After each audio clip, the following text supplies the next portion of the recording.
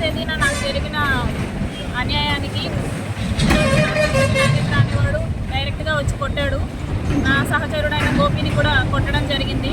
మేము ఎటువంటి విధంగా ఎటువంటి డిస్టర్బెన్స్ చేయకపోయినా కూడా మేము జస్ట్ అక్కడ ఉన్నామన్న కారణంతో మా మీద డైరెక్ట్గా వచ్చి దాడి చేయడం జరిగింది. కర్రలతో, వాళ్ళ చేతుల్లో ఉండే పైపులతో మా మీద దాడి చేయడం జరిగింది. మా కులాన్ని దూషించడం జరిగింది. మమ్మల్ని బూతులు తిట్టడం జరిగింది.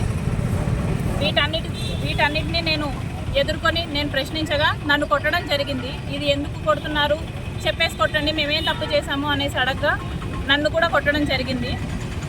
నేను అడుగుతున్నాను, మా కులంలో ఏం తక్కువ ఉంది? ప్రతి ఒక్కరూ చదువుకున్నారు. మా ఫాదర్ ఎంపీడీఓ, నేను జూనియర్ అసిస్టెంట్గా ఉన్నాను. మేము చదువుకున్న వాళ్ళం.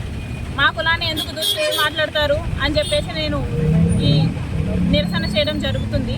అండ్ నేను ఇచ్చిన కంప్లైంట్ వల్ల డిఎస్పీ గారు వెంటనే రియాక్ట్ అయ్యి ఇక్కడికి వచ్చి నన్ను ఎంక్వైరీ చేయడం జరిగింది. వాట్ ఈస్ వాట్ అని చెప్పేసి ఎవ్రీథింగ్ ఎలాబరేట్ చేసి చెప్పమని చెప్పారు. నేను కూడా చెప్పాను అసలు ఏం జరిగింది, అక్కడ ఎవరి ప్రెజెన్స్ వల్ల జరిగింది, ఎవరి ఎంకరేజ్మెంట్ వల్ల జరిగింది, ఎంతమంది ఇన్వాల్వ్ అయ్యి ఉన్నారు, ఏ పార్టీ వాళ్ళు ఇన్వాల్వ్ అయ్యి ఉన్నారు, ఎమ్మెల్యే ప్రెజెన్స్ ఉంది అని చెప్పడం జరిగింది. ఎమ్మెల్యే ఎంకరేజ్మెంట్ వల్లే తాతంశెట్టి నాగేంద్ర అనేవాడు రెచ్చిపోయాడు అని చెప్పడం జరిగింది. ఏ టైంకి జరిగింది అనేసి ఇవన్నీ అడిగారు. నేను చెప్పడం జరిగింది. నేను కూడా వాళ్ళని అడిగాను, మాకు ఎలాంటి ప్రొసీజర్ అయితే పాటించారో తాతంశెట్టి నాగేంద్రని కూడా పిలిపించి అలాంటి ప్రొసీజర్లోనే ఎంక్వైరీ చేయాలి, వాట్ ఈస్ వాట్ అని చెప్పేసి మీరు తెలుసుకొని తగిన చర్యలు మీరు తీసుకోవాలి అనేసి చెప్పడం జరిగింది. పోలీస్ వారు కూడా చాలా సానుకూలంగా ప్రవర్తించారు. They gave a very responsible hospitality. So ఫర్దర్గా నేను పోలీసులకి సహకరించడం అనేది ఖచ్చితంగా జరుగుతుంది. వారు కూడా న్యాయాన్యాయాలు పరిశీలించి నాకు న్యాయం చేయాలని చెప్పేసి నేను కోరుకుంటున్నాను. ఇప్పుడు గోపి మీద కూడా దాడి చేశారు కదా, ఆ కేసు కట్టమంటే పోలీసు కట్టేయాలి, వాళ్ళు ఏం కారణాలు చెప్తున్నారమ్మా? నేను ఇచ్చిన కంప్లైంట్లోనే మీరు కూడా ఇంక్లూడ్ అయ్యింది కదా అనేసి చెప్తున్నారు.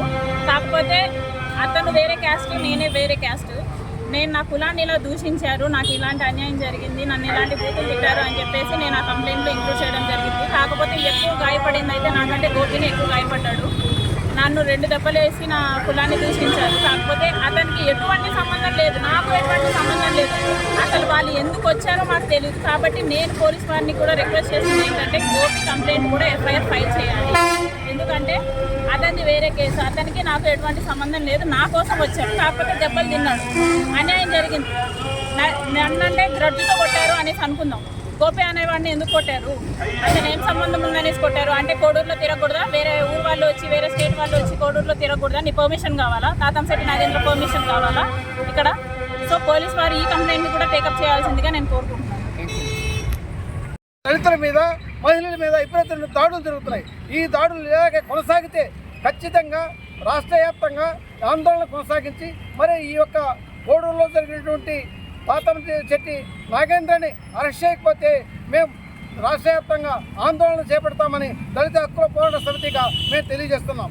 అదేవిధంగా ఈరోజు ఇక్కడ ఉన్నటువంటి మీ మీడియా సమక్షంలో ప్రత్యక్షంగా చూశారు చేశారు. మరి ఒక సిఐ గారు, ఒక ఎస్ఐ గారు మరి మేము వినతిపత్రం ఇవ్వడానికి వస్తే చేస్తే మరి ఇక్కడ వచ్చేటువంటి ప్రజా సంఘాల నాయకులను కానీ మరి కార్యకర్తలను కానీ దబాంచి చేసి మీరు